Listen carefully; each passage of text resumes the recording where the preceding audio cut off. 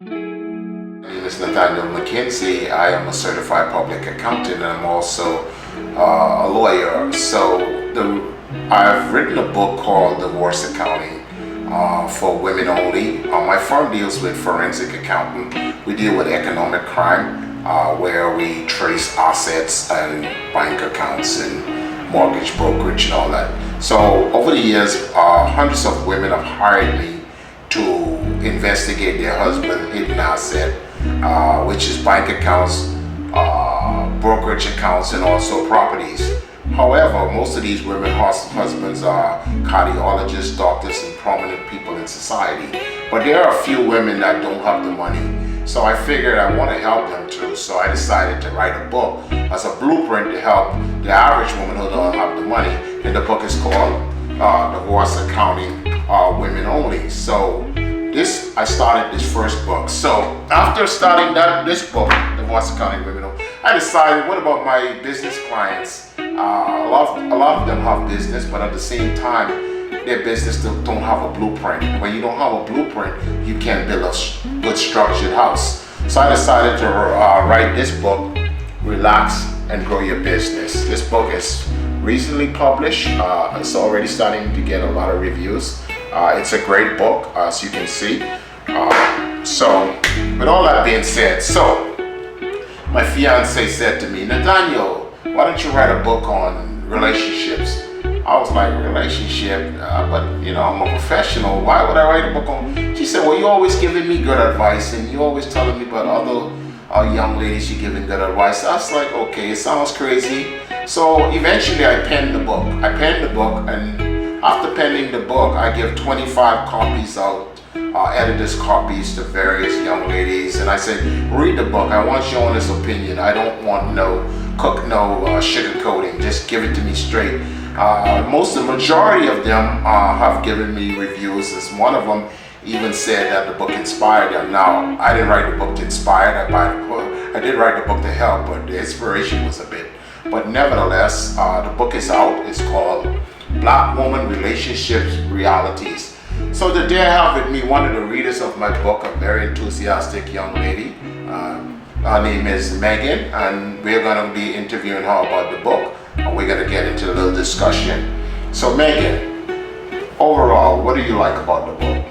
Oh my God, what is not to like about the book? Let's start there. Okay. I don't really like the book. Okay. I love the book. Great.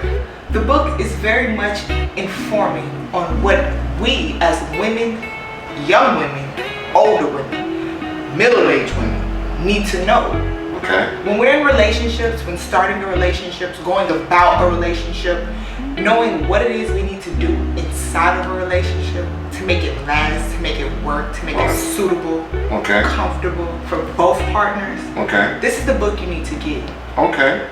Especially for young women that I know growing up, like my friends, my associates who don't really have that male role model to really give them the gems and the tools that they need. This is what your book is giving us. Okay, so Megan, what if someone watching this video said, oh, maybe it's just paying her to say that? What would you say to them?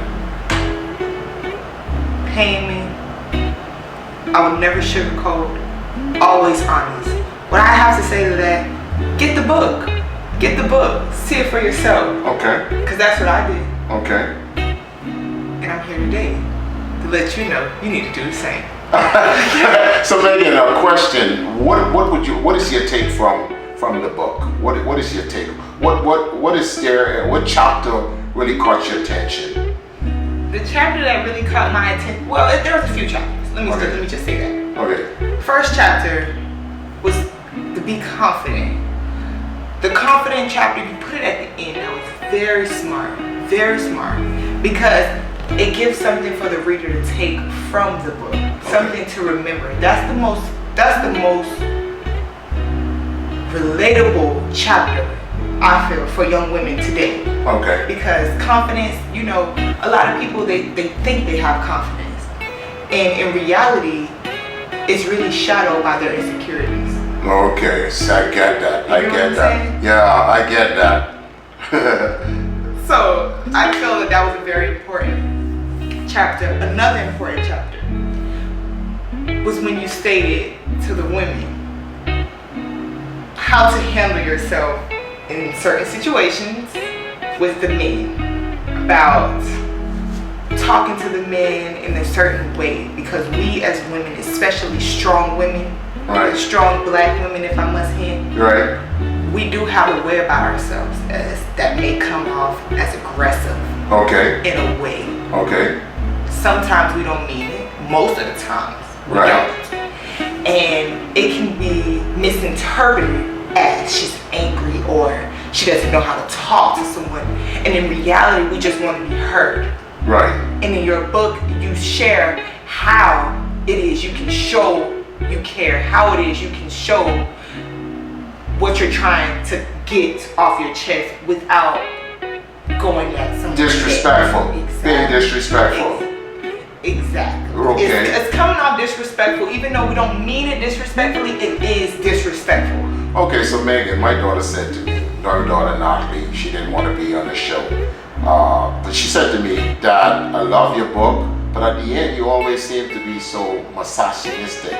And me being a lawyer and a CPA, I was like, what the hell is this word, misogynistic? And I look it up, and I said to her, explain it to me. She said, well, you say a great job in inspiring women, but at the end you always feel like the woman has to somewhat live up to the man's standard or make themselves something they're not. So I explained to her that's not what I'm saying. So she was like, yeah, I get it, but at the same time, you're not just giving the woman the credit. So I said to Natalie, in all respect to you, you're 16 years old, you haven't been in a relationship. But you may not understand exactly what I'm saying is what young women have already experienced. So what do you say to Natalie in her opinion? Oh, Natalie. Natalie, I do want to say your opinion is very much so valid. 16, I've been there. And I do understand where you are coming from. Simply because at 16 years old, you may have experienced a relationship, but not in the sense of the type of relationship that this book is talking about. Which is, I don't want to say real relationship, taken away from your relationship, saying it's not real, but it's different depths. We're talking deepness here. Okay, Natalie? The relationship that we want to go somewhere. And how I can say that to Natalie without hurting her feelings. What your dad is saying is what we need to hear. Okay, Natalie? Real talk. Real talk. Real talk. And I don't want to say that you're saying we have to live up to the men's standards. To me, what you're saying is, if you want a man, okay, you want to attract the man that you want, right, you want to keep the man that you want, and you want him to stay and do what he's supposed to do, read this book. I agree. I know, me being a man, I feel the same way. I feel like if I attract a woman, and I really love that woman, and she's saying certain things about me, I'm not just here to be so macho to the point that I wouldn't even take my own advice. I feel like there's a lot of things I can change to make my relationship better. I'm a grown man, and I'm a mature gentleman, as one may describe me. I'm willing to do whatever it takes to look at things, evaluate things, and not so much say, oh, I'm older than you, I got this. Right. We could always learn. So based on my experience, I'm being very objective, I think, in my opinion, about the book. I'm not sugarcoating anything. I'm not saying that a woman should not be herself, but what I'm saying at the same time, I'm teaching a woman how to navigate around black men. Right. Black men can be very, sensitive. We come from a sensitive background. So I just wanted them to know that, okay, even though we are like that, we still appreciate the beautiful black woman. We want to be with them, but we just want them to know how to respect us, how to talk to us, and we want to do the same thing. You're right. And with this black man, because I've never dated outside of my race, so I can't speak for, same here. I can't speak for dating a white man. But with these black men, you guys are very sensitive. A lot of times you don't know how to express your emotions. Okay. A lot of times you hold these emotions in instead of releasing them. In your book, you state, and I use this also. Okay. You state, therapy is for smart people. True. That's your. That's you, right? That's quoted. And that was the smartest thing I think I've seen you say. Because a lot of times in our culture, therapy is for frowned upon. You get what I'm saying? That's being for crazy people. Yes. And in reality, it's something that you need because a lot of times in our circle, we can't express comfortably 100% express what we're feeling on the inside because we don't want to be judged. So a therapist is very much needed. And you know, if I may add, I could jump off subject for a little bit, not too far off.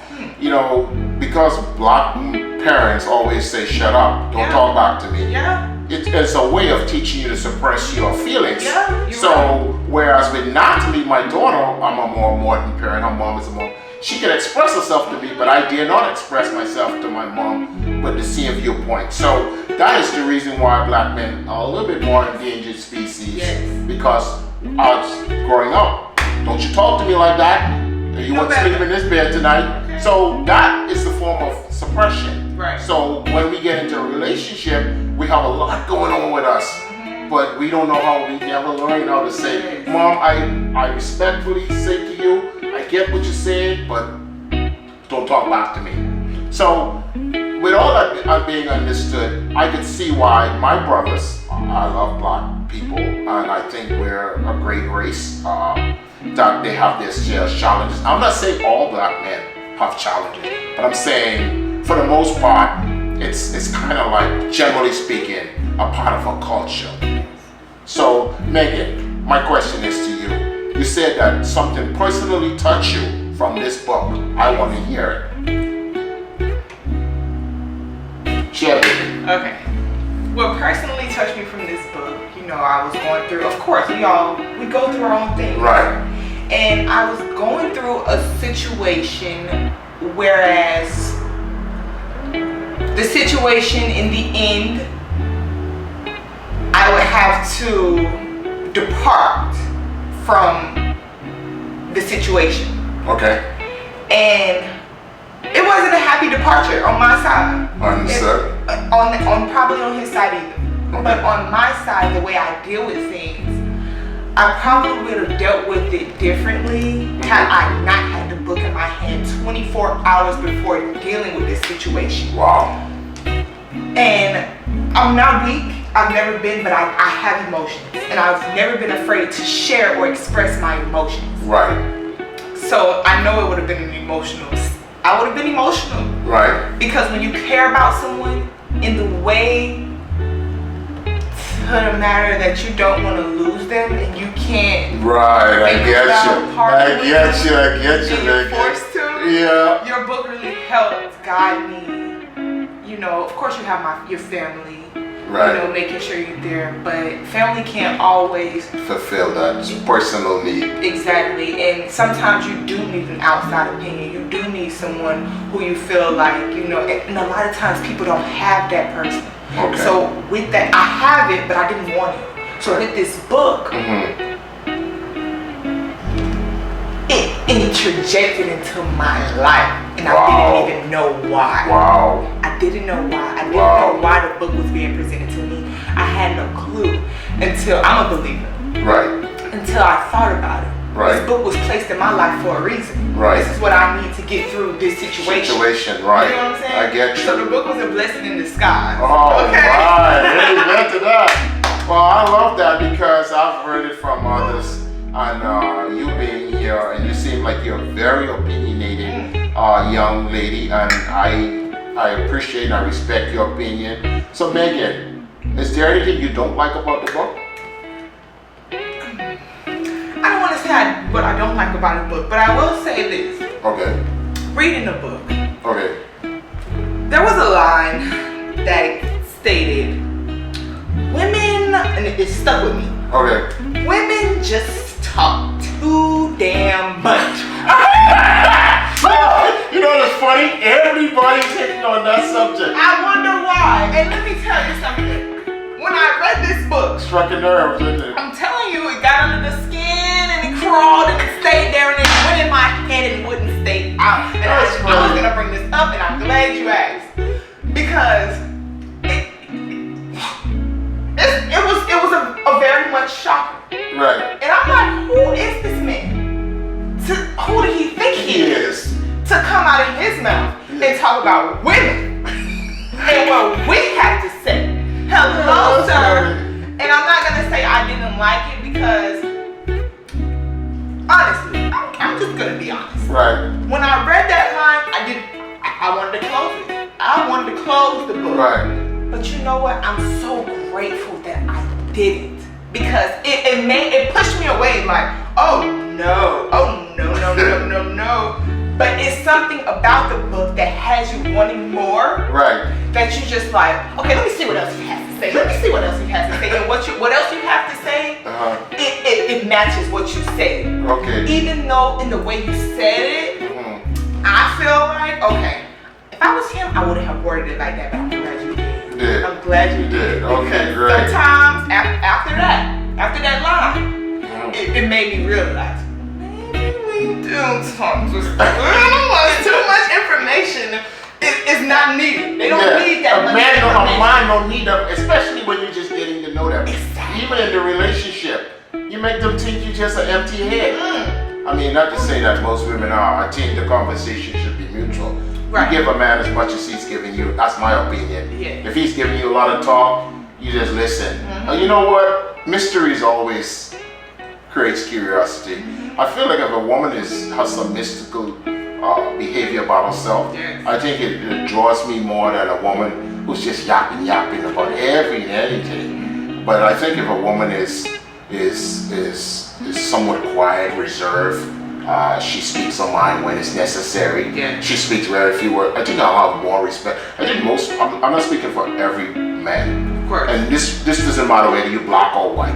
I think human behavior suggests that when something is mysterious, we tend to want it more. Yes. Then when something is just an open air, we tend to say, okay, I know everything about it. What else is there? So that was the reason for saying that if you go on a date, don't sit there with your phone on Instagram taking pictures of food like you never seen food. Like you never had it. Yeah, like you never had it decorated. Like what's up with that? Like it's crazy. And then you're yapping, you're on the phone with your friend. It's disrespectful. It doesn't lend to the date. It makes him think he's unimportant. Important, right? Like you don't value his time. Yeah, and the whole time you're talking about what's going on in your life. Right. What about him? Him, exactly.